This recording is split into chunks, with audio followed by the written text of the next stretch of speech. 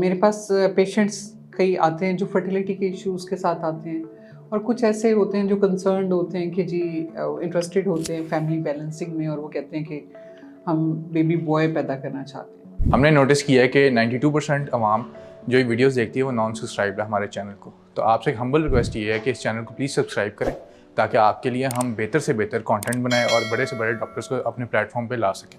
Thank you. अस्सलाम वालेकुम, मेरा नाम डॉक्टर सबाहत खान है। मैं as consultant gynaecologist and IVF specialist practice करती हूँ डॉक्टर्स हॉस्पिटल में और उमर हॉस्पिटल जोहर टाउन लाहौर में। एक खातून लड़की भी पैदा कर सकती है और लड़का भी पैदा कर सकती है। ख़वातीन का अंडा जो होता है उसके अंदर X क्रोमोसोम पाया जाता है, और हर एग में उनका X क्रोमोसोम्स होते हैं। मेल्स के स्पर्म में कुछ स्पर्म ऐसे होते हैं कि जिसमें Y क्रोमोसोम होते हैं और कुछ में X क्रोमोसोम होता है। अब अगर मेल का X क्रोमोसोम वाला स्पर्म फीमेल के एग के साथ मिलता है तो XX यानी फीमेल बेबी बनता है, और मेल का अगर Y क्रोमोसोम वाला स्पर्म जाके एग के साथ मिलता है तो XY यानी मेल बेबी बनता है।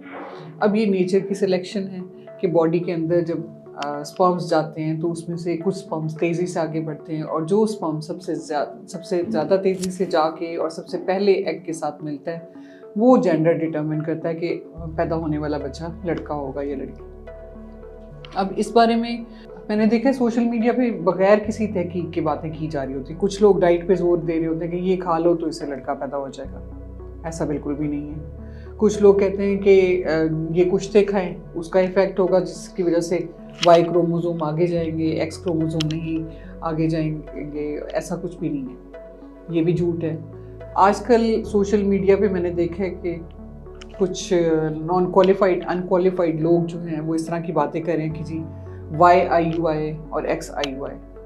YIUI XIUI कोई भी ऐसी चीज़ नहीं है। IUI एक ऐसा प्रोसीजर है जिसमें आपके स्पर्म्स की जो रैपिडली मूविंग स्पर्म होते हैं, तेज़ी से आगे बढ़ने वाले स्पर्म्स होते हैं और हेल्दी स्पर्म्स होते हैं, उनको सेपरेट करके यूट्रस के अंदर डाला जाता है ताकि प्रेगनेंसी कराई जाए। लेकिन उसमें कोई सिलेक्शन नहीं होती कि कौन सा स्पर्म जो है वो आगे जाके लड़का पैदा करेगा या कौन सा स्पर्म जो है उससे लड़की पैदा होगी।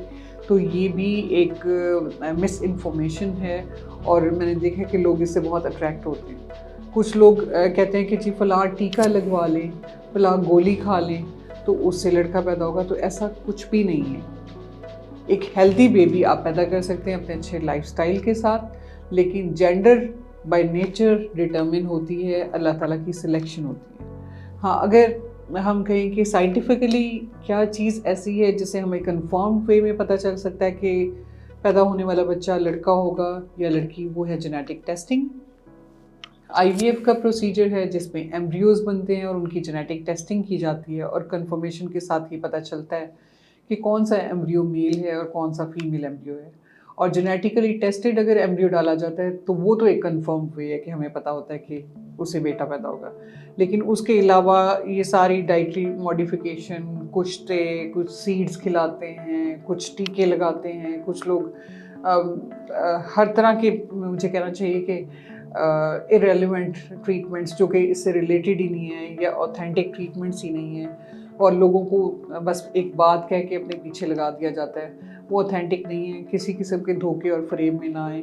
ऐसा कोई भी मेथड नहीं है जिससे हम नेचुरली जेंडर को डिटरमिन कर सके कि इसे लाजमी लड़का पैदा होगा। तो आप जब भी कोई बात आपसे ऐसा करता है तो पूरी तहकीक करें उस बारे में और फिर उसको आजमाएं।